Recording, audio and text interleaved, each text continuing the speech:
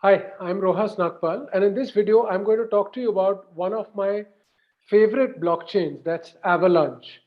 Avalanche is in the top 5 blockchains of the world when it comes to DeFi or decentralized finance based on the total value law.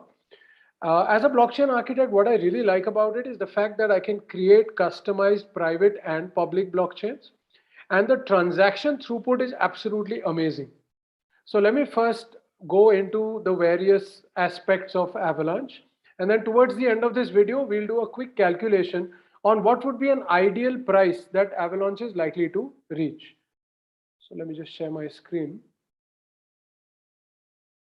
So the first thing about Avalanche, of course, is it is low cost and extremely fast. How fast? Let's have a look at that. So when we talk about transactional throughput, so we all know that Bitcoin is very slow, but how slow is it? It's 7 transactions per second. Ethereum as of now 14. Polkadot, it's reasonably fast at 1500 TPS, but Avalanche is the fastest of these at 4500 TPS. Then there is the issue of transactional finality. So as you know, in Bitcoin, we say we wait for 6 confirmations. So that means after the block in which our transaction is gone, we talk about 6 blocks. Now at an average of 10 minutes a block, Bitcoin's transactional finality is about 60 minutes, 1 hour. Ethereum is just a tenth of that at 6 minutes. Polkadot is just a minute. And Avalanche is usually less than even 2 seconds. So that's where we understand that how Avalanche is really, really fast. The Avalanche ecosystem is extremely vibrant. So obviously this is a very important thing to understand, that there are lots and lots of startups building various kinds of solutions on Avalanche. So whether it is DeFi or decentralized finance or digital securities, exchanges like decentralized exchanges, stable coins, there are lots and lots of very interesting projects that are being developed. Moving on, you can stake your AVAX. So AVAX, AVAX is the native crypto of Avalanche. You can stake it and get about 11% as your annualized yield, percentage yield that you can get on for staking it. Now let's look at some statistics. So when we talk about DeFi blockchains, the number one metric is always the TVL, or the total value locked. So that represents what is the total value of assets which is locked inside this particular blockchain. And obviously, the higher the number, the more important that blockchain is, and the better the kind of valuation that it should get in terms of the token price. Now, when we look at Ethereum, it's got about $177 billion. And the next is Binance at 18.9. So you can see it's like almost 180 billion. Falling, the next is about 19 billion.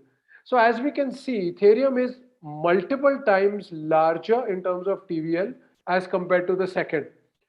And that's one of the reasons where, despite ETH prices being high, Ethereum continues to be an extremely popular blockchain.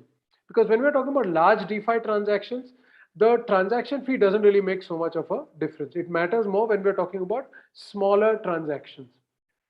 Solana is third, and AVAX, Avalanche, is the fourth. So we can see that the total value locked is about 13.38 billion. And the market cap to TVL ratio, again, now this is the most important when we talk about what should be the valuation of AVAX. Because we are valuing it as the native crypto of a DeFi blockchain, we are going to do that based on the market value to TVL ratio. Now, according to my research, 3 is the golden number. So ideally, a DeFi blockchain's MCAP to TVL ratio should be 3. If it's less than that, then we say it is undervalued. If it is more than that, then we say it is overvalued. Now, as we can see, Ethereum is 2.97. So it's like almost perfectly priced. Now, AVAX is 1.97, so about 2, which means it still has a lot of scope for prices to go up for AVAX, and we'll come back to that in some time. Let's have a look at some of the top projects that run on Avalanche. Now here we can see what the first is AAVE, the second is Trader Joe, the third is Wonderland, Benqi, and Bliss Finance. So here we can see the TVLs locked in that also. So we can see that AAVE is the top with 3.5 billion.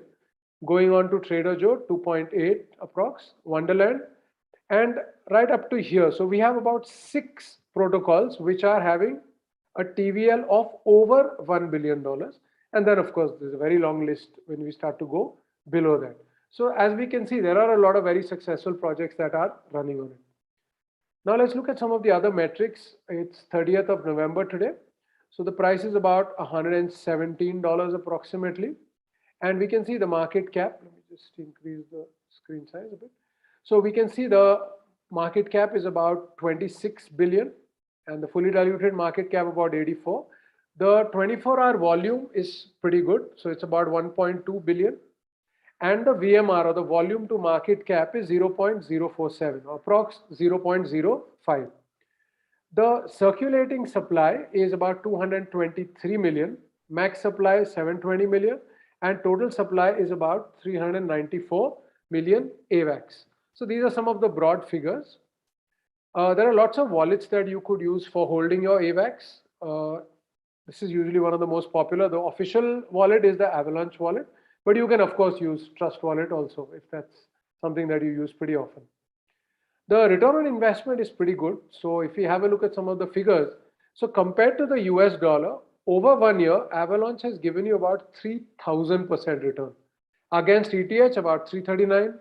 Against Bitcoin, about almost 1,000%. And against other DeFi, about 259%. So it's performed very well. Of course, it's like hit its all-time high recently. But I'm personally very, very bullish on it. So let's just quickly do a calculation. So as I told you that when we are calculating what should be the price of a native crypto of a DeFi blockchain, then I recommend using this formula. Total value locked multiplied by 3 divided by the circulating supply. So let's get the figures. So as we can see, the total value locked is about 13.38 billion. So let me just put that here. We're multiplying it by 3 because according to me, that's the ideal ratio. And the circulating supply, let's get that, yeah.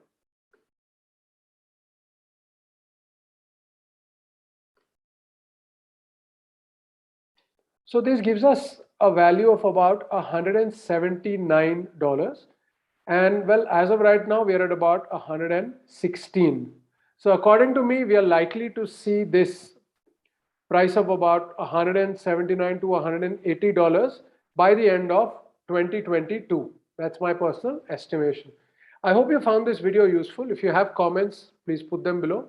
And let me know if you have suggestions about what more I should be covering in these kinds of videos. I'm going to be making them on A to Z of cryptos. So I've identified about 30 odd cryptos that I'm personally quite bullish on. And I'll be making one video for each of these. Thanks. I hope you enjoyed the short video.